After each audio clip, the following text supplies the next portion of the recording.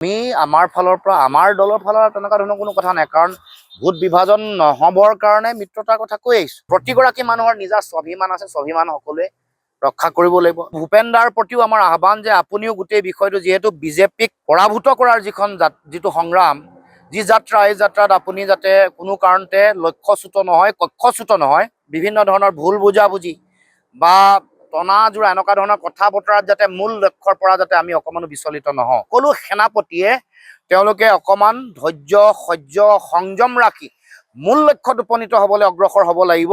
ভূপেন বৰা ডাঙৰীয়া পুৱাৰ ভাগত তেওঁ সকলো পদৰ পৰা, প্ৰাথমিক সদস্যৰ পৰা পদত্যাগ কৰা বুলি কংগ্ৰেছ দলৰ পৰা ইতিমধ্যে প্ৰকাশ হৈছে, আৰু তাৰপিছত বিভিন্ন ধৰণৰ কথা বতৰা চলি আছে, বিভিন্ন ধৰণৰ আলোচনা বিলোচনা আমি দেখিছোঁ।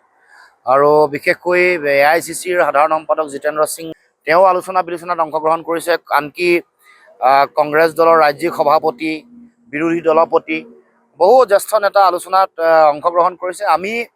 আমাৰ দলৰ পৰা আমি এটাই আহ্বান জনাম, কাৰণ এইটো গোটেই বিষয়টো কংগ্ৰেছৰ আভ্যন্তৰীণ বিষয়।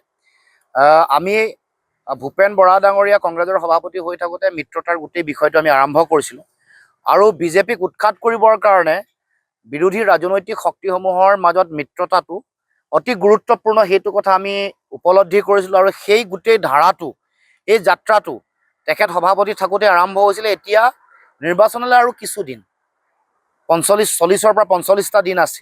গতিকে এইখিনি সময়ত মই আহ্বান জনাইছোঁ, গোটেই বিষয়বোৰ কংগ্ৰেছৰ শীৰ্ষ নেতৃবৰ্গয়ো ভূপেন বৰা ডাঙৰীয়াৰ লগত কথা বতৰা পাতি বিষয়বোৰ নিষ্পত্তি কৰিব লাগে।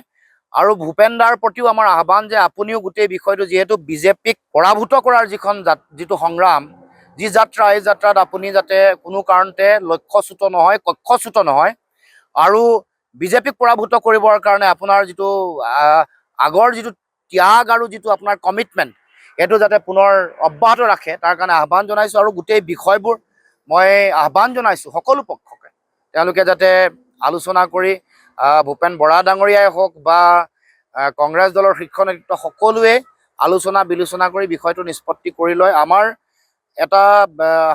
এটা আহ্বান সকলোৰে প্ৰতি, এয়া যুঁজৰ সময়, এয়া সংগ্ৰামৰ সময়। এই সময়ত আমি যাতে কোনো ধৰণৰ বিভিন্ন ধৰণৰ ভুল বুজাবুজি বা টনাজোৰা এনেকুৱা ধৰণৰ কথা বতৰাত যাতে মূল লক্ষ্যৰ পৰা যাতে আমি অকণমানো বিচলিত নহওঁ।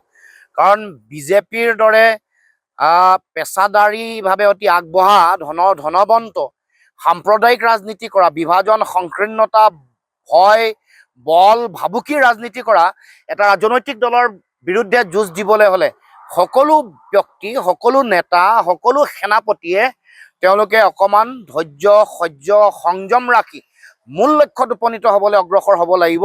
আৰু এয়া কোনোবা ব্যক্তিগত, কোনোবা এটা ৰাজনৈতিক দলৰ ব্যক্তিগত বিষয় নহয়, এয়া দেশৰ গণতন্ত্ৰ ৰক্ষা, সংবিধান ৰক্ষাৰ সামূহিক বিষয়। অসমৰ জনগণৰ সুৰক্ষিত ভৱিষ্যত নিশ্চিত কৰাৰ কাৰণে এইটো এটা সুসংহত বা এটা সামূহিক বিষয়। মই ভাবোঁ যে ভালকৈ আলোচনা বিলোচনা কৰি ভুল বুজাবুজি দূৰ কৰিব লাগে।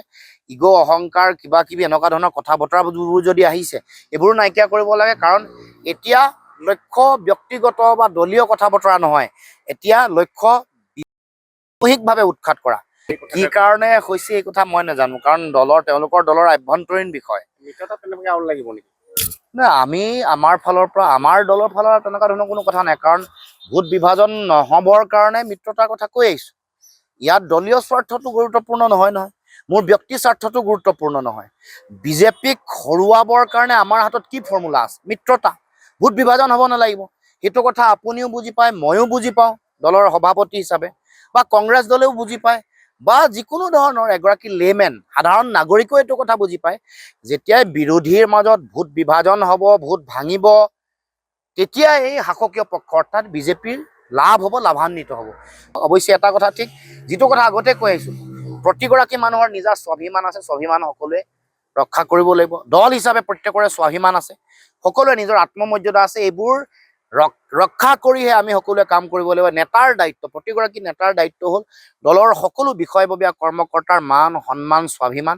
দল হিচাপেও মিত্ৰতা যেতিয়া কৰিবলৈ গৈছে, প্ৰতিটো দলৰ আত্মসন্মান, আত্মমৰ্যাদাৰ প্ৰশ্নসমূহক স্থান দিহে, সেইবোৰহে মূল কথা, সেইবোৰহে আধাৰ নীতি। তাৰ ওপৰত ভিত্তি কৰিহে আলোচনা বিলোচনা বা মিত্ৰতাৰ বিষয়, চিট শ্বেয়াৰিঙৰ বিষয় অগ্ৰসৰ হ'ব লাগিব।